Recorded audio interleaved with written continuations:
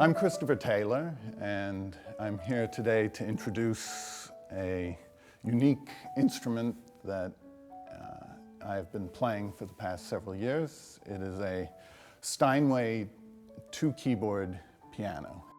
This type of piano was invented by a man named Emanuel Moore, who was a composer and an eccentric tinkerer. Around 1900 or so, he developed this idea that it would be great to have a piano that had two keyboards in the style of some of the old harpsichords and organs, and yet had the piano sound and was constructed for the most part like a normal piano. I think probably about 100 of them were built ultimately between the years about, I think, maybe 1910 and 1935.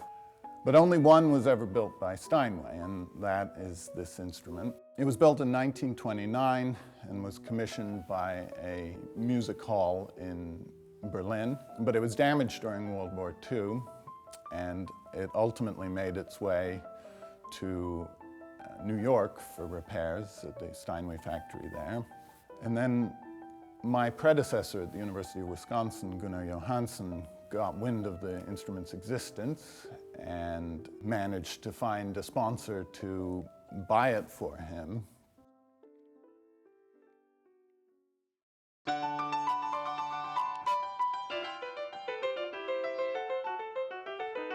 What's very clever about this instrument is that to a large extent, it is a normal piano, and so its strings are normal, and it has normal hammers and dampers, and sort of everything from this level up is pretty much a typical piano. But then from this level downwards, obviously things are a little different. The two keyboards are coupled in such a way that two different keys control a single hammer. So, for instance, middle C, this key right here controls the hammer that's right over there. But then there's another key that controls that same hammer, which is this on the upper keyboard down here. So they're actually, they look like they're an octave apart, but they're actually the same note. And because of the octave displacement between the two keyboards, you can reach these amazing large intervals just with one hand. Starting here, you can get an octave just nice and easy with, with your thumb and your second finger there. But then you can start spreading it out. You get easy tenths and twelfths and 15ths, double octaves like that. And I don't know if anyone has ever lived who can reach that interval on a regular keyboard. So it's very satisfying being able to reach a big interval like that, sort of a dream come true, really.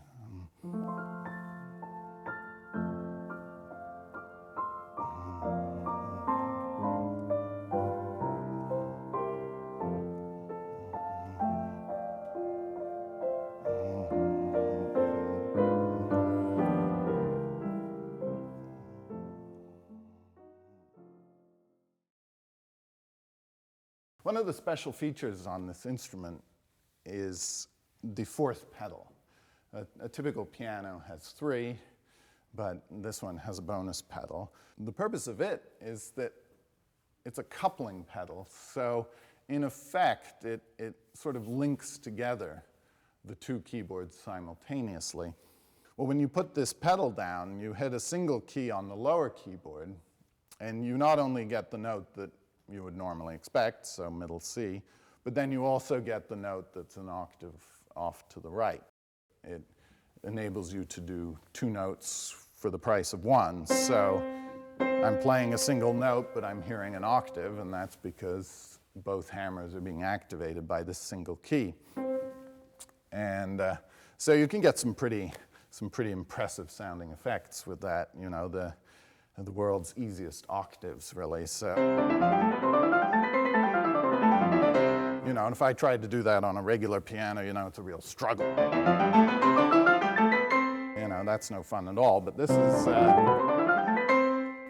really a cakewalk. Pianists have learned over the past 100 plus years, how to negotiate those on a single keyboard. But it can be a quite complicated and difficult business, because frequently the variations that are intended for two keyboards, the hands are crossing each other all the time, and they get really tangled up with each other when you're playing them on a single keyboard. So, for instance, the fifth Goldberg variation is a good example of this. So if I play it on a single keyboard, as you can see, it's quite a bit of choreography.